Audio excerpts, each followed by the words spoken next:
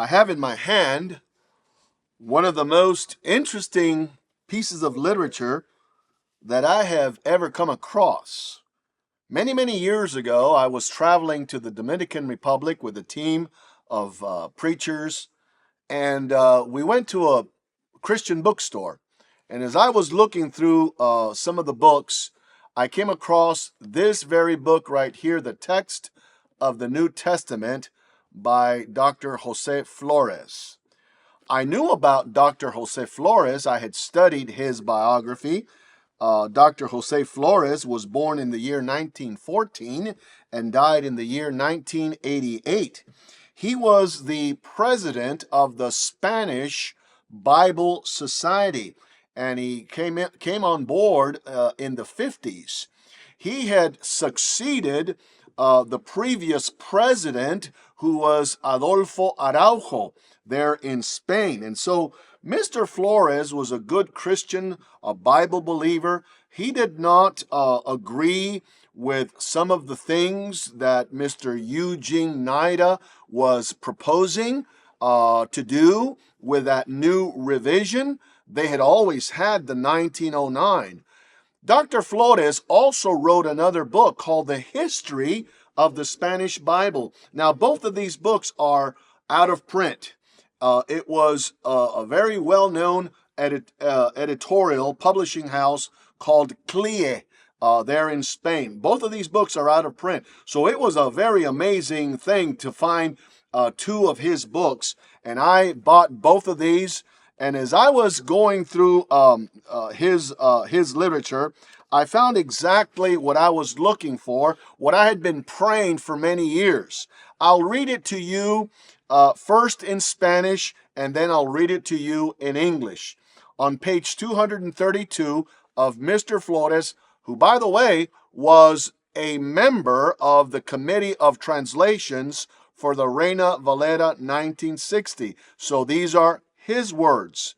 He says, un principio añadido a la lista primera del Comité de Revisión de la Reina Valera fue que, donde quiera que la versión Reina Valera se ha apartado del Textus Receptus para seguir otro texto mejor, nosotros no volveremos al Receptus.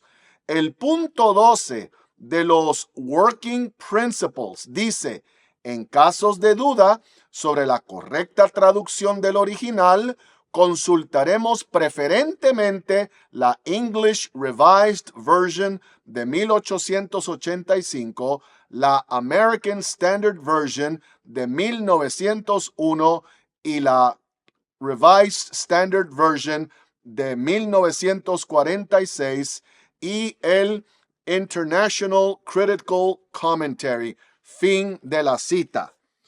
End of quote. Now let me read it to you in English.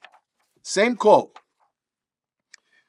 One principle added to the first list of the RV or Reina Valera 1960 Revision Committee, which he was part of, was that whenever the 1909, the one previous, when that version departed from the received text to follow a better text, we did not return to the received text.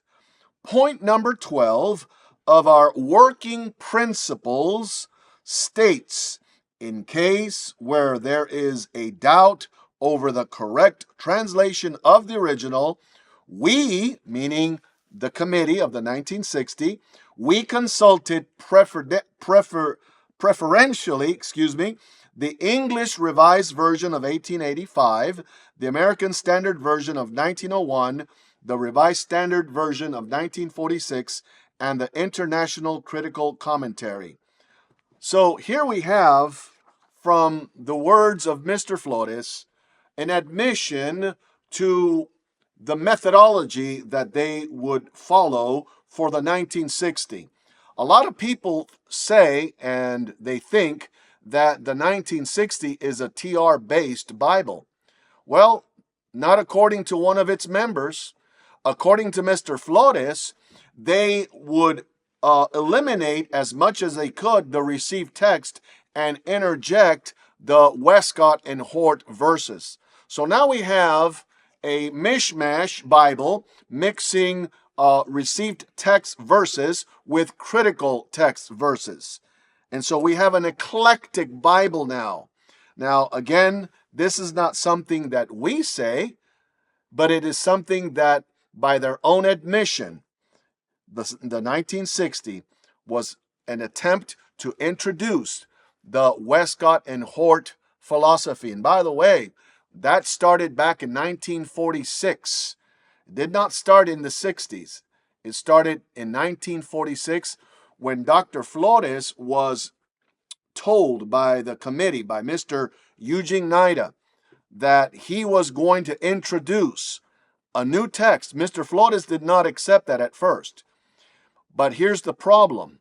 The reason why he acquiesced and agreed to do so was because the 1909 was too Protestant.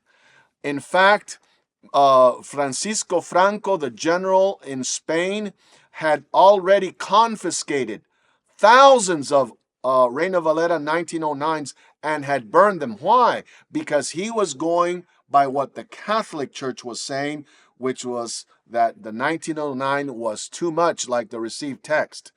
And so when the United Bible Societies became an ecumenical movement, or part of that, they decided then to introduce a new text that would please both Protestants and Catholics. And so Mr. Flores, who wrote the story of the Reina Valera Bible, admits in one of his chapters that Mr. Nida became involved with the Roman Catholic Church, priests, translators, who, by the way, one of them was identified by Mr. Carlo Maria Martini, who was a cardinal ahead of the translations department for the Vatican. He was part of the committee which came up with the United Bible Society's Greek New Testament. Text number 24 through 26 was an ecumenical text, which was the basis of the Reina Valera 60. Not our words, the words of their own translators and revisers.